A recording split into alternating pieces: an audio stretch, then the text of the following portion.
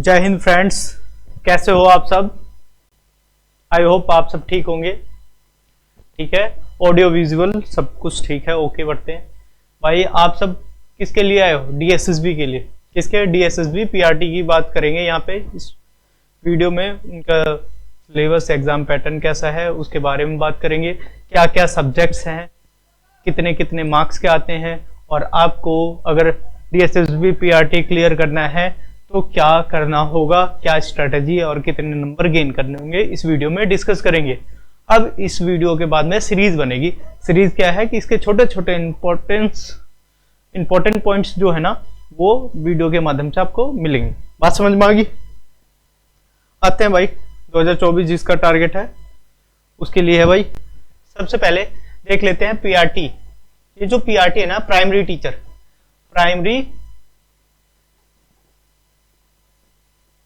Teacher के लिए जो भी आप देखते हैं, जिसने क्या क्या कर रखा हो, बीएलएड कर रखा हो, बीएलएड, या जिसने डीएड करा हो, बीटीसी कर रखा हो, या स्पेशल एजुकेशन का रखा हो, उनके लिए वो ये फॉर्म डाल सकते हैं। अब बीएड वाले नहीं डाल सकते, देखो दो पार्ट आते हैं इसमें। पहला पार्ट क्या हो गया? पहला पार्ट हो गया आपका पार्ट ए, जो पार्ट ए है, और दूसरा क्या है? पार्ट बी है। ठीक है, पार्ट ए कितने मार्क्स का होता है? 100 मार्क्स का, और पार्ट बी कितने का होता है? 100 ये भी। तो टोटल मिला के कितने पार्ट हो गए, कितने मार्क्स के हो गए? 200 मार्क्स के। कितने मार्क्स के हो गए? 200 मार्क्स के, और 200 प्रश्न होंगे, हर एक नंबर का एक प्रश्न। ठीक है, तो 200 प्रश्नों की संख्या है और 200 मार्क्स के भी है। और समय कितना है? 2 घंटे का। समय कितना है? 2 घंटे का। तो 2 घंटे मतलब 120 मिनट में आपको क्या करना है? 120 मिनट में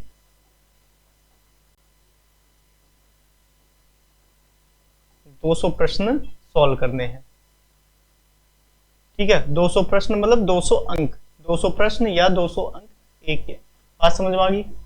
अब इसमें नेगेटिव मार्किंग भी है, एक है नेगेटिव मार्किंग भी है, और 1 मिनट से कम समय लग रहा है। मतलब आप देखा जाए ऑन एन एवरेज आपको 36 सेकंड के आसपास मिल रहे हैं, 30 से 36 सेकंड एक प्रश्न के लिए। एक क्वेश्चन के लिए आपको कितना समय मिल रहा है? एक प्रश्न के लिए आपको समय मिल रहा है 30 सेकंड, 30 से 36 सेकंड के लिए मिल रहा है, 36 भी लिख देते हैं। तो भाई आपकी क्या स्ट्रैटेजी होनी चाहिए, और पिछली बार क्या कट ऑफ रही इसके बारे में बता देता हूँ। पिछली बार भाई रही है यूआर की 156 200 में से, ये जनरल की बता रहा हूं मैं। ठीक है, ना हो तो आप रिकॉर्ड चेक कर लो। ठीक है, अगर ट्रस्ट ना हो मेरी बातों पर, रिकॉर्ड चेक कर लो। तो हल्के में जो प्राइमरी टीचर को भाई प्राइमरी टीचर चिल्लाते हैं ना, सबसे ज्यादा कंपटीशन यहीं पे है। अदर सब्जेक्ट में सब्जेक्ट कॉम्बिनेशन और सब कुछ बनाना पड़ेगा, लेकिन यहाँ पे क्या है? कोई कॉम्बिनेशन नहीं है, सिर्फ 12th पास आउट होना चाहिए और डीएलएड या कोई टीचिंग का कोर्स करा हुआ होना चाहिए। ठीक है, सबसे ज्यादा कंपटीशन है इसमें। तो मैं कोई बातें झूठ नहीं बोलूंगा, आगे बढ़ रहे हैं तो मैं बता देता हूँ स्ट्रैटेजी कैसी होनी चाहिए। हमें स्ट्रैटेजी होनी चाहिए। पहले सब्जेक्ट देख लीजिए। सब्जेक्ट क्या है? सब्जेक्ट है भाई सामान्य ज्ञान।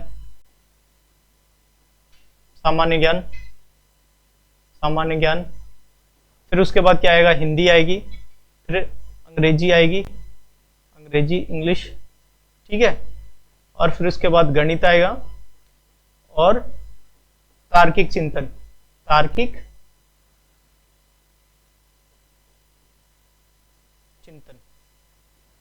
ठीक है भैया, ये आएंगे। तो ये सब्जेक्ट हैं आपके। तो कितने हो गए? ये पार्ट ए में कितने हैं? पार्ट ए में है। किसके सब्जेक्ट की बात हो रही है? पार्ट ए के सब्जेक्ट की बात हो रही है।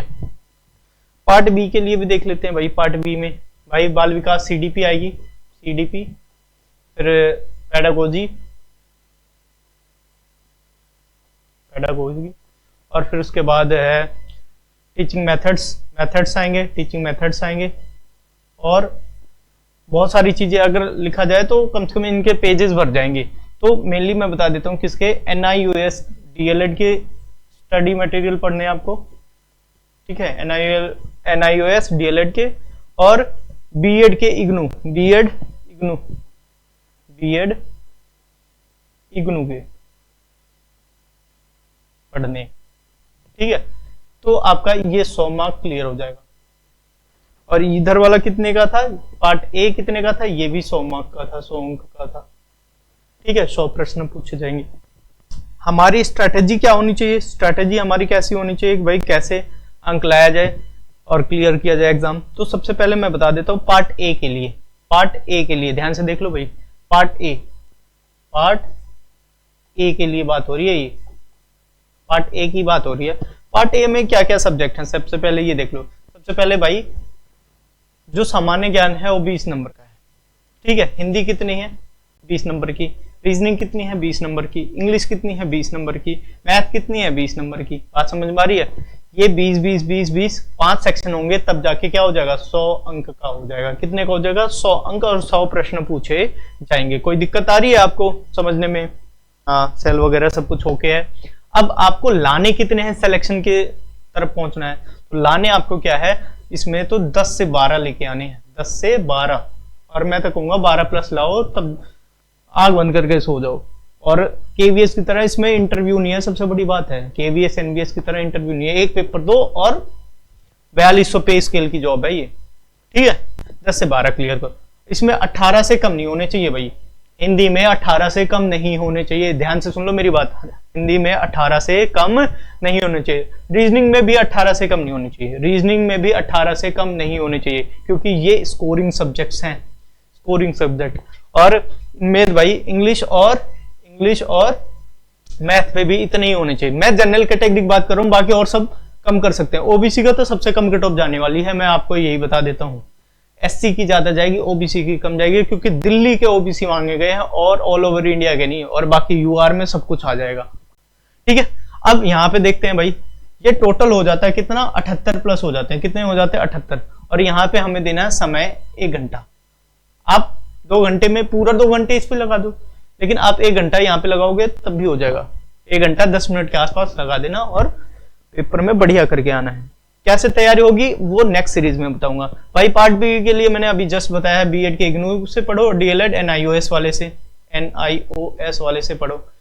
तो भाई ये पढ़ना कैसे है वो तरीका बताया जाएगा इस वीडियो की सीरीज में, क्योंकि वीडियो जो मैं बना रहा हूँ ना, सीरीज बनाऊंगा इनकी, तो आपको धीरे धीरे मोटिवेशन भी मिलेगा और आपको एग्जाम के बारे में भी पता चलेगा कैसा एग्जाम है। जो भाई सोचते हैं ना कि भाई बहुत कम है, भाई 4200 पे स्केल की है। पे स्केल क्या है, 4200। हल्के मत लेना ये जॉब, ठीक है ना। सीजीएल के बराबर की जॉब है, लगभग सीजीएल के बराबर है, सीजीएल के बराबर जॉब है। बात समझ में आ रही है। और सिर्फ एक पेपर, सीजीएल में 3 पेपर हैं, प्री, मेंस और फिर उसके बाद डिस्क्रिप्टिव। आ जाओ भैया आगे। और जिनको लगता है ना कि भाई क्लियर हो जाए, भाई वीडियो छोड़ दो यहीं से। मैं यही बता रहा हूँ, जिनको लग रहा है ना कि मैं बहुत ज्यादा हाई फाई बता रहा हूँ, और 1-2 साल खराब करके मेरी बात सुन लेना फिर जाके। मैं बता रहा हूँ कांटे की टक्कर होगी इस बार, हल्के में मत लो इस एग्जाम को, ठीक है भाई। भाग एक में इसमें भी 5 भाग खुलेंगे। एक चीज और खास बात बता रहा हूँ, जैसे 2020 के सेट्स हैं, 200 क्वेश्चन मतलब 10 सेट होंगे 2020।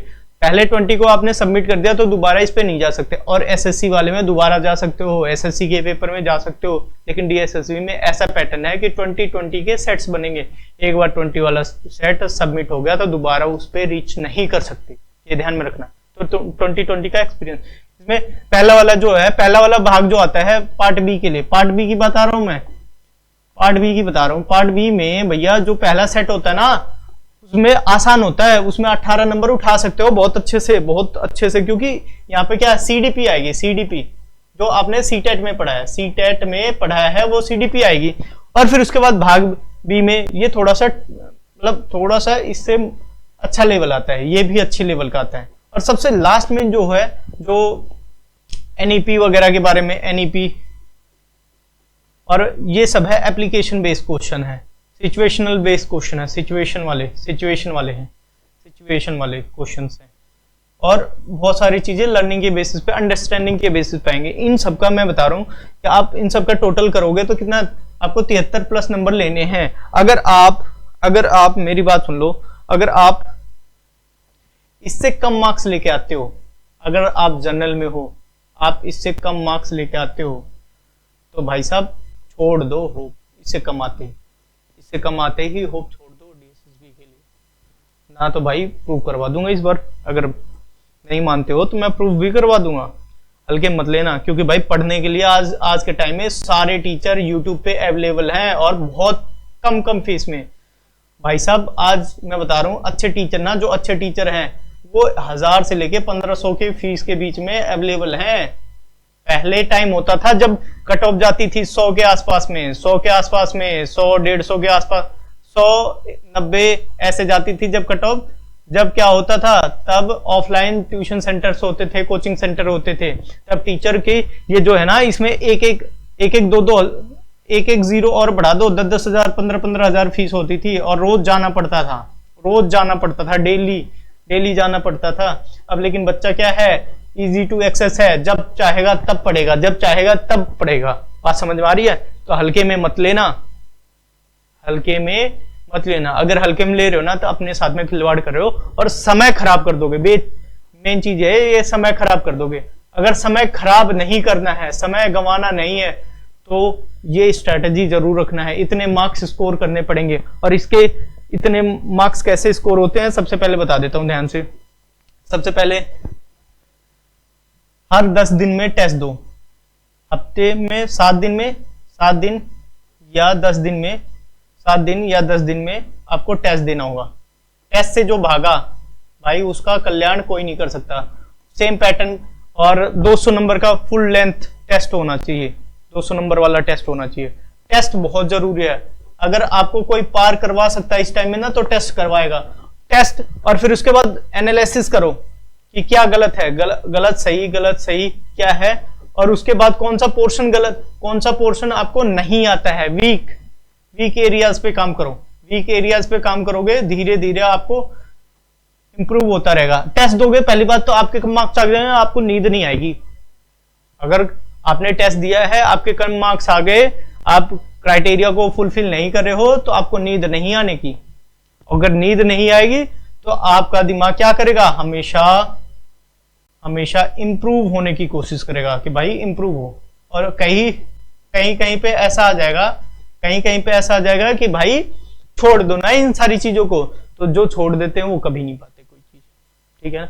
अगर आपको मेरी बातें कुछ सच लगी हो कि हाँ बड़े भाई के तौर पे मैं कुछ सही बता रहा हूं, तो भाई इस चैनल को सब्सक्राइब करो और मेरी बातों को मान लो, समय खराब करके मत मानना, ठीक है। 2024 बढ़िया अपॉर्चुनिटी निकालने वाला है। अगर मान लेते हो तो ठीक है, नहीं मानते हो तो तब भी ठीक है भाई, ठीक है।